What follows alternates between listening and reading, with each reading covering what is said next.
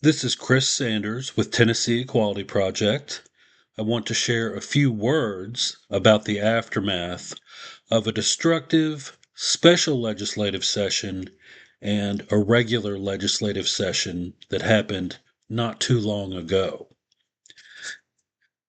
As we speak, we are one day after the end of the special session. The governor has already signed the redistricting bills that took away congressional representation from a majority black congressional district, took representation away from Memphis, and split it three ways.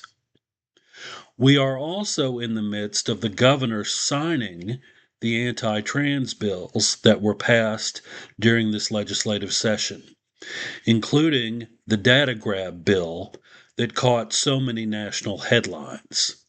So we are living in the wake of one of the most oppressive years in Tennessee's recent history.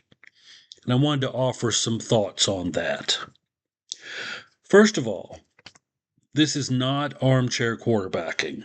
I have absolutely no critique of the Democratic legislators or the advocates who worked so hard during the special legislative session.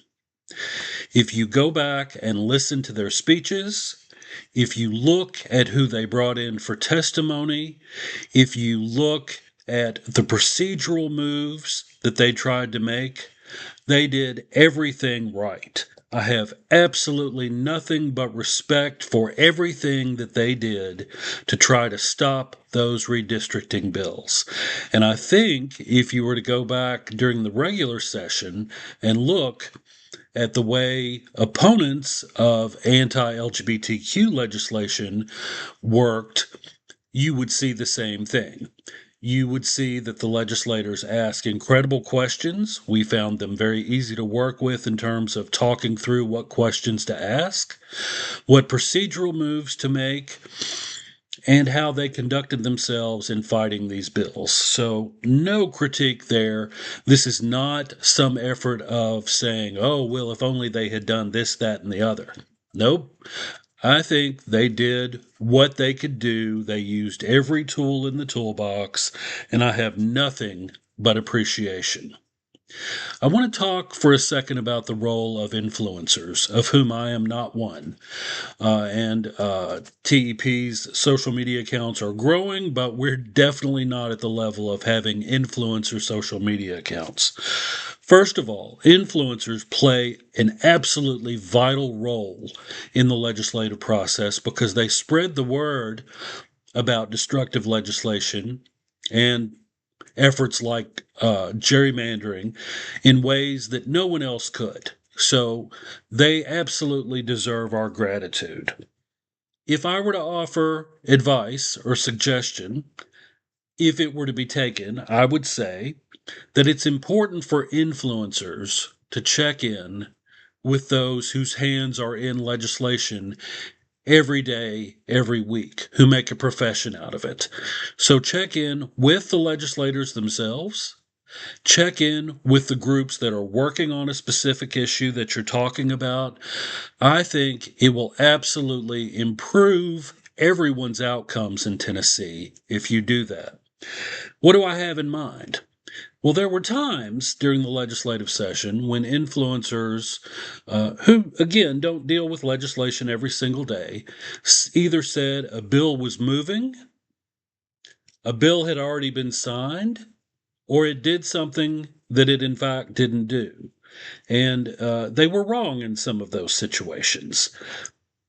And that's why it's so important for advocates, legislators, and influencers to work together.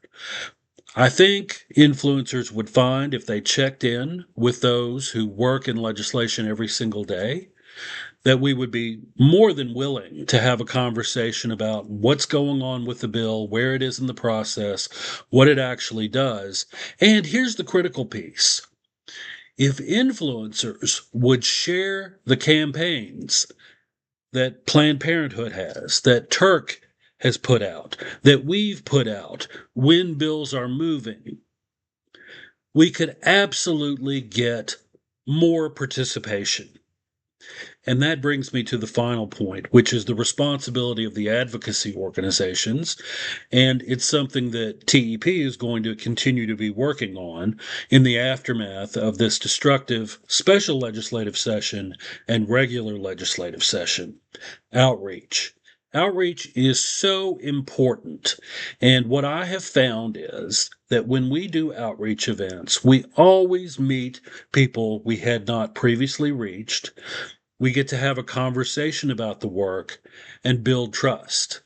Now, maybe we don't reach as many people as we might with an Instagram post when we do an outreach event, but we have a deeper conversation.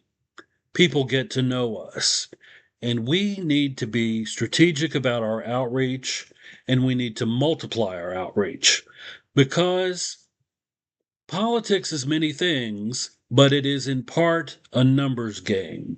And if we are not out meeting the public, we cannot grow the movement sufficiently to overcome more of this destructive legislation.